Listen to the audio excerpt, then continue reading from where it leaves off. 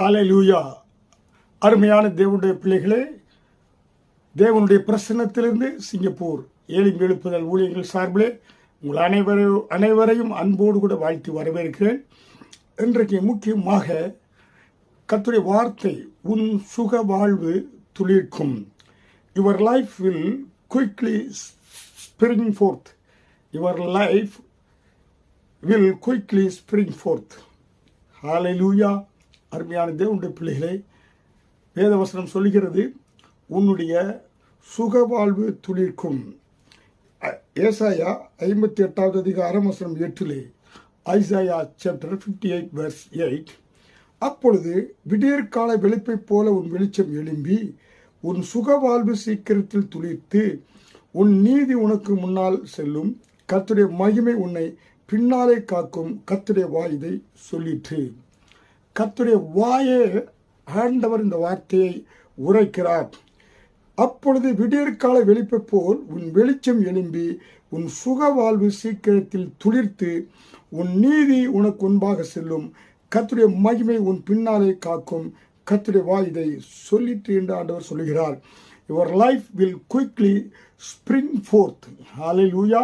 அருமையான தேவனுடைய பிள்ளைகளே, இந்த வேத வசனத்திலே, இந்த ஏசாயா 58வது அதிகாரம் வசனம் 8 தேவன் 4 விதமான ஆசீர்வாதங்களை குறித்து சொல்கிறார்.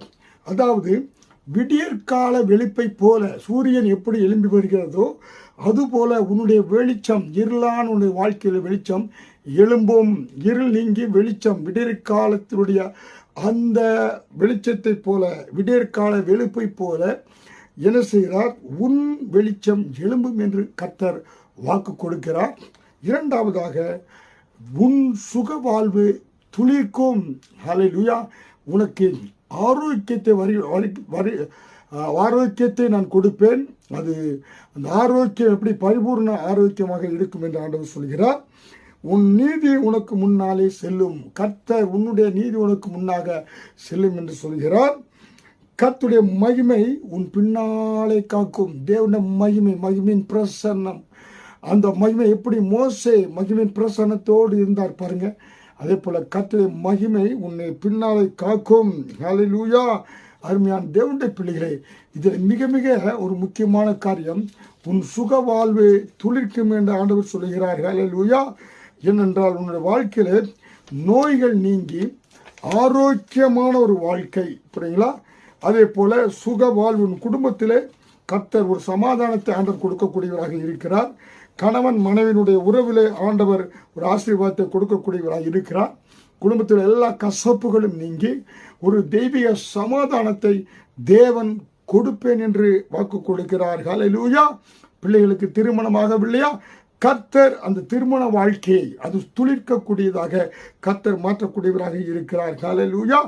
எல்லாவற்றுக்கும் மேலாக உன்னுடைய சுக வாழ்வு எல்லாவற்றிலும், உன் ஆத்மா வாழ்கிறது போல நீ எல்லாவற்றிலும் வாழ்ந்து சுகமாய் இருப்பா என்று 3 யோவான் 1வது அதிகாரம் வசனம் 2, 3 John chapter 1 verse 2 அதில் சொல்லப்பட்டது போல, பிரியமானவனே, உன் ஆத்மா வாழ்கிறது போல நீ எல்லாவற்றிலும் வாழ்ந்து சுகமாய் இருப்பாய். ஹல்லேலூயா. அப்போ உன்னுடைய வாழ்க்கையிலே அன்பிலே சுகமாய் இருப்பாய், சமாதானத்தில் சுகமாய் இருப்பாய், குடும்ப வாழ்க்கையில நீ சுகமாய் இருப்பாய், செல்வ செழிப்பில் நீ என்ன செய்வாய்? என்ன செழிப்பாக உன்னுடைய வாழ்க்கை துளிர்க்கக்கூடியதாக இருக்கும் என்று கர்த்தர் வாக்கு கொடுக்கிறார். ஹல்லேலூயா. அருமையான தேவனுடைய பிள்ளைகளே, உன்னுடைய வாழ்க்கையிலே பலவீனத்தோடு இருக்கியா? கர்த்தர் சொல்கிறார், உன் சுக வாழ்வு துளிர்க்கும். உன் இருள் நீங்கி அதிகாலை விடியற்கால வெளிச்சத்தை போல உன் வெளிச்சம் பிரகாசமாக இருக்கும் என்று கர்த்தர் சொல்கிறார். ஆரோக்கியத்தை கொடுக்கிறார். அவருடைய சமூகம் பின்னாக நின்று உன்னை காக்கும்.